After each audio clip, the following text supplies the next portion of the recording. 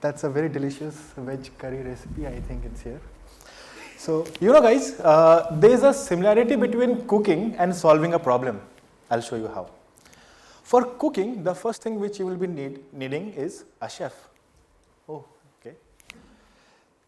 For solving a problem, you will need a leader, someone who will take the initiative.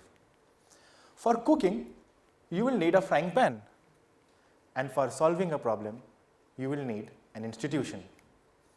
For cooking, you will need vegetables. And for solving a problem, you will need the right people. For cooking, you will need oil and water. And for solving a problem, you will need the right environment. For cooking, you will need spices and salts. And for solving a problem, you will need ideas and innovation. So, if everything is put correctly in right order, will give you a solution to a problem and a delicious veg curry. Well, it's a Jain campus, so I am not cooking chicken biryani today. Otherwise, I would have made that. So, the definition of a literate person in India is anyone who is above 7 years of age can read and write with understanding in any language can be called as a literate person. And India, since its independence, has shown a rapid growth in its literacy rate.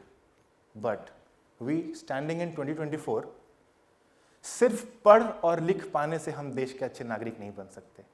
We need education. Article 21A of our Indian Constitution states that every child between the age of 6 to 14 years must be given free and compulsory education. And it's not happening. This is the first problem I would like to address today. Take an example of two students, Amar and Prem. I will teach Amar the concept on fractions, and if I wish to evaluate if Amar has understood the concept of fractions or not, there are two methods. The first is I'll give him a few questions on a piece of paper, and if Amar is able to answer them correctly, mostly, then we can think that yeah, Amar has understood the concept. The second method is if I tell Amar to teach another student, Prem, and if Prem has understood the concept on fractions, that will definitely mean Aman has understood the concept. So, as we can see here, it's based on mutual benefit. The second process, as we all can guess, is kind of a better process than the conventional taking examination, right? I would like to call the second process as responsible learning. So, what happens when Amar is told to teach Prem something, Amar will have to first learn and understand it first. So, Amar will do it sincerely, and after that he will be a good teacher to Prem. And Prem, on the other hand, has learnt something free of cost, right? So, who do you think Prem is? Prem can be anyone from the slums, from the remotest part of our village, from the red light areas, from the red light areas of our country, and anyone who is devoid of education can be Prem, and we need Amars to teach them. Well, I would like to give you a practical example where I applied this. So, you all must be knowing about Gurukuls, right? Gurukuls were our ancient form of schooling. And you will be glad to know such Gurukuls exist till date. Yes, they do. In this particular Gurukul, students are taught Vedas, Sanskrit, Yoga, and they also have to pass their class 10th examination, that is the board examination. And the problem is that they don't have teachers from class 6 and above. So, to solve this, we would need Amars, right? So me, along with a few institutions and NGOs, we got students from class 6, 7, 8, 9 and 10 to teach the students of Gurukul who are in class 6, 7, 8, 9 and 10. So this process of learning and teaching went on for a year, and after a year, those students of Gurukul who were in class 6 are now in class 7 will teach the new students of class 6. Those students who were in class 7 a year ago are now in class 8 and will be teaching new students of class 7. Similarly, those students who were in class 8 a year ago of the Gurukul are now in class 9 and will be teaching the new students of class 8. So with this cyclic process, there will be no need of any financial or teaching support from the government or other organizations, and this cyclic process will go systematically in the Gurukul or any such institution which is devoid of education. Just a little push initially is needed, and this is how I intend to solve the first problem. By the way, this is not the idea which I have invented. It was a part of the curriculum since our ancient times in our Gurukuls. I am just bridging the gap between ancient science in education with modern science in education.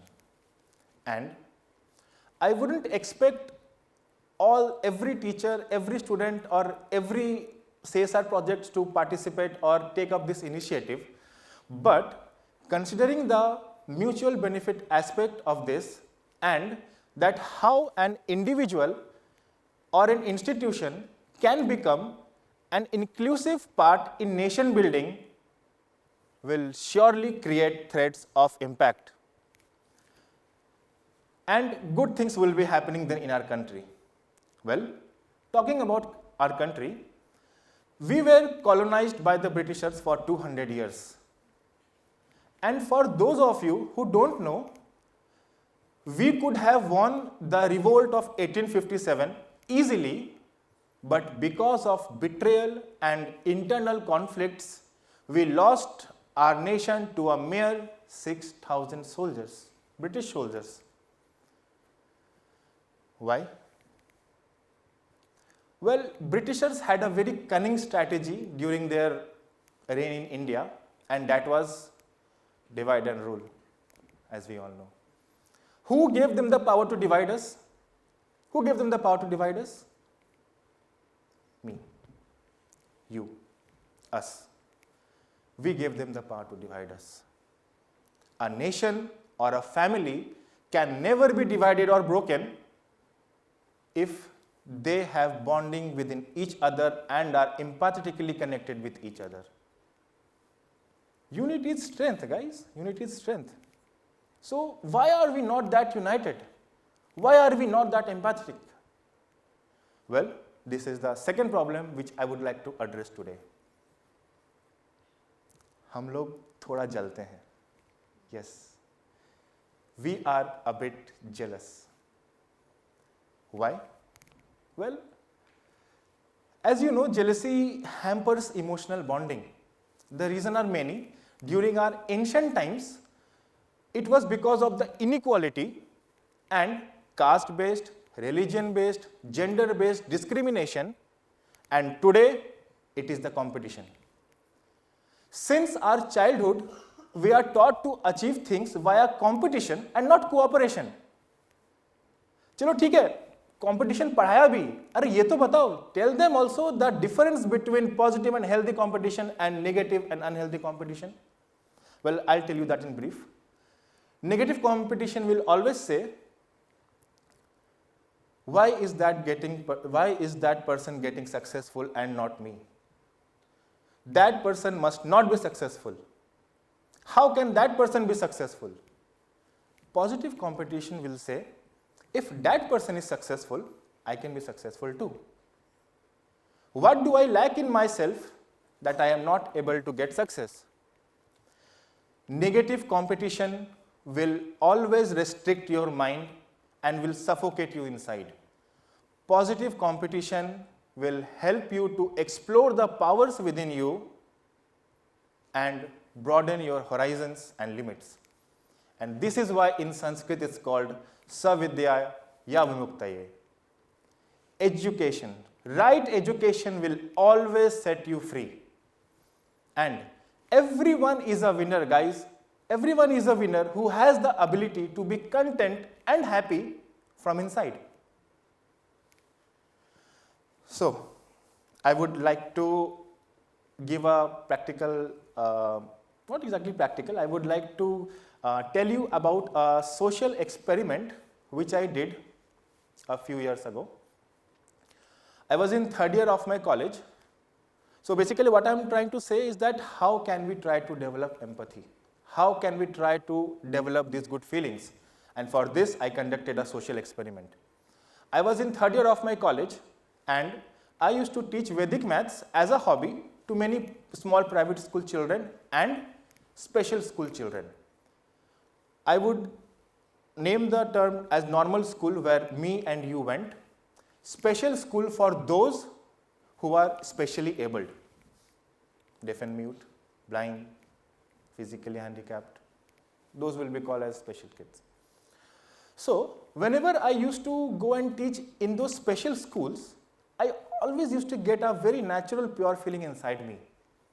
So, what I decided that, okay, let's organize an event where I would be taking the special kids to the normal school and will host a joint interactive session among the kids. So on Children's Day, I did that. Me along with the special kids and their teachers went to a normal school. It was pre-planned.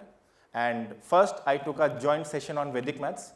After that, we went to the playground and there were many games and activities planned because it was Children's Day. And within an hour, everyone were interacting with each other and playing with each other. Now, can you imagine how can someone who can't hear or speak interact with someone who can hear and speak? They were kids, so they brought notebooks and there they would write questions and answers and they would interact with each other. And since they were deaf and mute kids, so they also taught some sign languages to the kids. Like for example, what is the name of your father? So they would say like, what is the name of your mother? So this is ghungat, this is mustache, this is how they resemble the father and mother. Like thank you, this will be known as thank you. So, and you know what was the best part during that interaction session? The parents of the normal school children who came to pick up their kids also came into the campus. They brought with themselves biscuits, cookies, pens, pencils, notebooks, anything which they could get from nearby shops, and they gifted it to the special children. They tried to interact with them. That day, all competition, all inequalities just vanished. Everyone on that ground was experiencing this subtle burst of heartwarming emotions, including the special children who made friends in no time.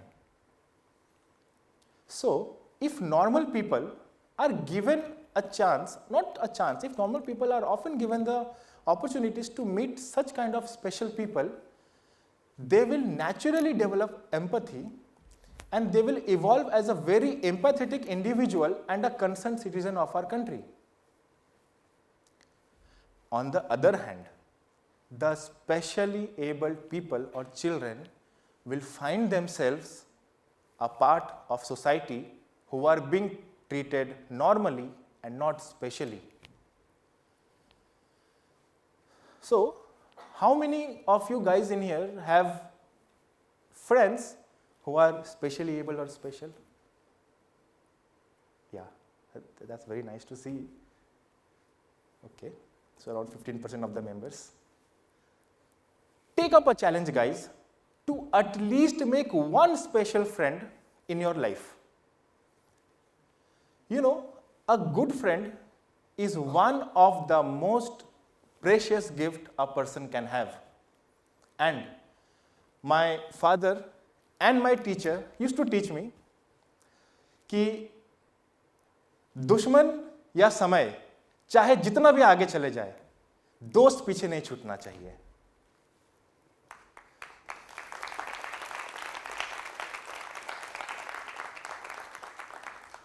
Good evening to one and all present here.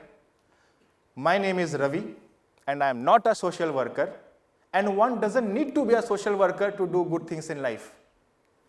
I am just a concerned citizen of this great nation. Thank you. Jai Hind.